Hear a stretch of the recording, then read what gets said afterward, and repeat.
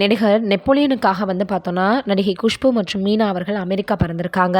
எதற்காகன்னு வீடியோவில் போய் பார்த்து தெரிஞ்சுக்கலாம். நெப்போலியன் சில தினங்களுக்கு முன்னாடி தன்னுடைய 60வது பிறந்த நாளை கொண்டாடியிருக்காரு. இதனை முன்னிட்டு அமெரிக்காவில் நடைபெற்ற நெப்போலியன் அவர்களினுடைய பிறந்தநாள் விழாவில் குஷ்பு மீனா அவர்கள் கலந்துக்கிட்ட ஃபோட்டோ சமூக வலைதளங்களில் வைரலாக பரவி வந்துட்டுருக்கு.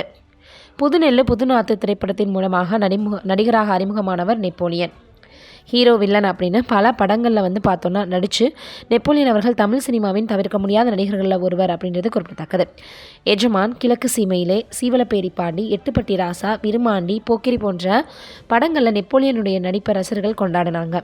நடிப்பில் மட்டுமில்லாமல் அரசியல் பிஸ்னஸ்னு இன்னொரு பக்கமும் நெப்போலியன் அவர்கள் ரொம்பவே பிஸியாக வலம் வந்தார்.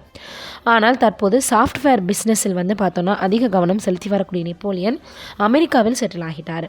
அமெரிக்காவின் நாஷ்வில்லி, டெனசி பகுதியில் குடும்பத்துடன் வசித்து வரக்கூடிய அவர் முக்கியமான நிகழ்ச்சிகளுக்கு மட்டுமே சென்னை செல்வது குறிப்பிடத்தக்கது.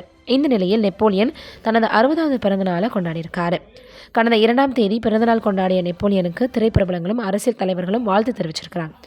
இந்த நிலையில் அமெரிக்காவின் நாஷ்வில்லி, டெனசியில் நடிகர் நெப்போலியனின் தனது 60வது பிறந்தநாள் விழாவை கொண்டாடியிருக்கிறாங்க. இதில் அவருக்கு நெருக்கமானவர்கள் மட்டுமே பங்கேற்றதாக சொல்லப்படுது.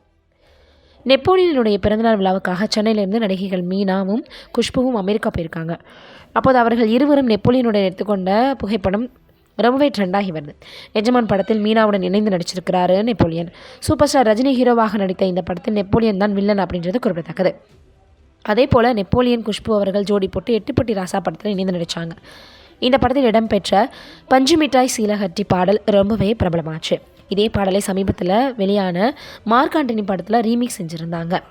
நெப்போலியன் நடித்து சமீபத்தில் வெளியான திரைப்படங்களில் கார்த்தியின் சுல்தான் ரசிகர்களிடம் நல்ல வரவேற்பு பெற்றது குறிப்பிடத்தக்கது.